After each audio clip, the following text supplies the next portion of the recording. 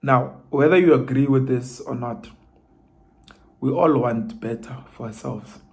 We all dream of better.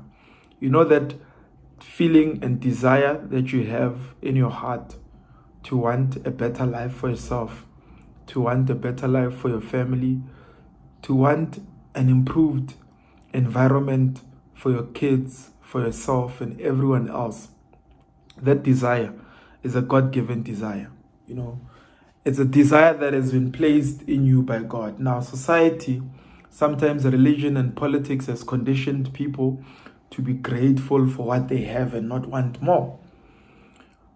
And there's nothing wrong with gratitude, of course. It goes a long way. If you want to improve your life, you start by being grateful for what you have.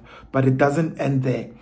You are grateful for what you have, but you also desire to make your life better.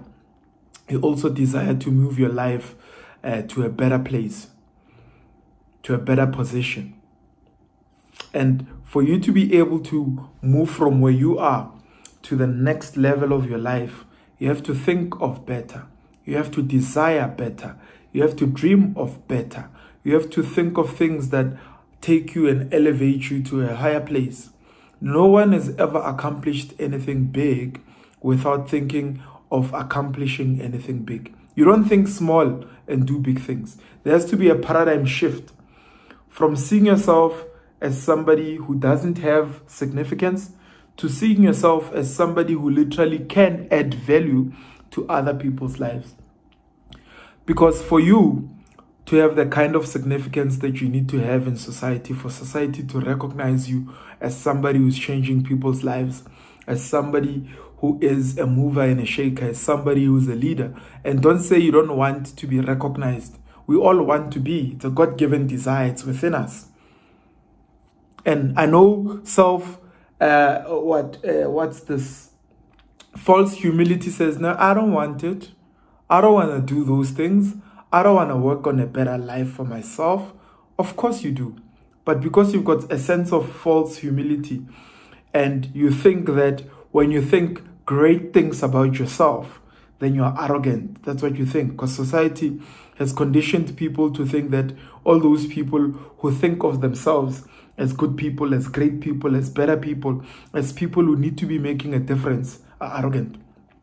There's no wrong that is going to come out of you thinking of yourself as a significant person, as you thinking of yourself that I am important. I'm an important piece of the puzzle called Earth. In this space, in this world, there are certain things that are not going to be done if I don't do them. There are certain books that are not going to be written if I don't write them. For example, I wrote this book. It's more than just money. A Guide to Escaping the Red Race and Building Generational Wealth. Now, I know for a fact that no one could have written the exact same book the way I've written it for it to touch exactly the amount of people that it has touched and the movement that we have across South Africa and the many videos and posts we've made and touched people's lives and many talks that I've done. There has to be somebody who ought to have done this, and that somebody is me.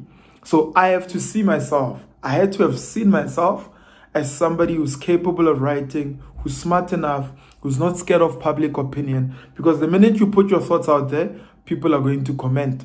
People are going to say stuff, right? You have to understand what makes you tick if you're going to be a person of significance. Now, anger or excitement can make you realize who you are. Now, for instance, what makes you angry? Is it poverty? Is it seeing other people suffer? Is it sickness? Is it death? Is it crime? What is it that makes you angry? Let me fix my jersey so that you can see it's more than just money. Now, what is it that makes you tick? What is it that makes you angry? What excites you? What are the things that excite you? One of the things that excite me is seeing other people prosper, is seeing their lives change, is seeing people who are willing to learn and engage, move their lives from one position to the other. The other time I had someone write to me and say they used to stay in a shack and they read my book. Now they live in a property and they want to develop units there so that they could rent them out. That's the kind of impact we all should be striving towards, and more. And more. Not only that, and more. Touching as many people as we can. Right? The things that excite you and the things that aggravate you are going to be the things that are going to drive your life. Those are the things that are tied to your significance, because your significance is also tied to the number of people that you touch with your existence. Now, if you're angered by something, let's say for instance crime, and you don't want to see people being at the mercy of criminals, you will probably want to start a security company. You'll probably want to be a cop, a minister of police, whatever it is that is in your heart that's going to help you solve the crime problem, because you are touched and aggravated by crime. You would be now bringing solutions into society, solutions that you're ultimately going to be paid for, and there's nothing wrong with you being paid if you're solving problems. The things that excite you could be things that give you joy and passion. Running might be something that excites you. Gymming might be something that excites you. Parties, organizing events, managing projects could be stuff that excites you. Race cars could be exciting you, right? Whatever it is that excites you, you need to find a way to build your life into that thing. You need to seek out solutions for the things that aggravate you and make you angry, of course. What's your solution to poverty if poverty makes you angry? What's your solution to crime? Lack of electricity, load shedding in South Africa. What's our solution? Are we just going to get angry, or are we just going to recognize that our significance is being channeled here? We are starting to understand the things that aggravate us. So we are going to seek out and find solutions for these things. Is there something you can do?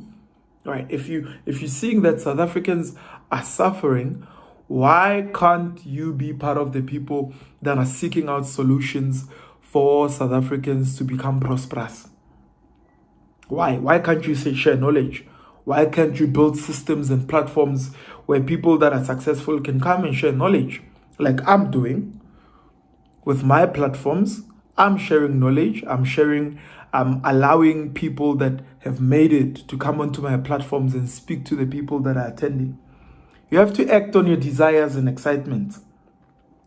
Whether it's being a doctor, being a lawyer, being an engineer, being an electrician, whatever it is that is in your heart, even being a pastor, there's a number of people that are going to be touched by your existence.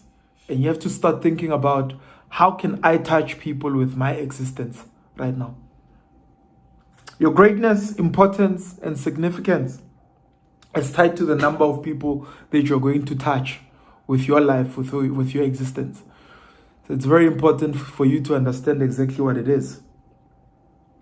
You have to understand that, because your significance is also directly tied to your purpose. And when you live a life of significance, it's not just you living for yourself anymore. Now you're living for other people. Because you first start out by living for self. Then you live for your family. Then you have to start living for your relatives. Then you move on to another realm of success, which is significance. That is better than success even. Touching lives. We think of names like Mahatma Gandhi, Nelson Mandela. Those names are of people that literally gave themselves for other people. And that's where their significance comes from. Now, thank you so much. I hope to hear what your thoughts are. If you haven't subscribed, click on the subscribe button, click on the notification bell, and comment, share this video. Let me know what your thoughts are. And yeah. Hopefully, wherever province you are in, if you're in South Africa, we'll be able to engage with you on tour. Go on to our website, www.witnessmdaka.com. You'll be able to purchase this book. It's more than just money. Follow me on social media, Facebook, Instagram, Twitter, TikTok. All right. Ciao, ciao.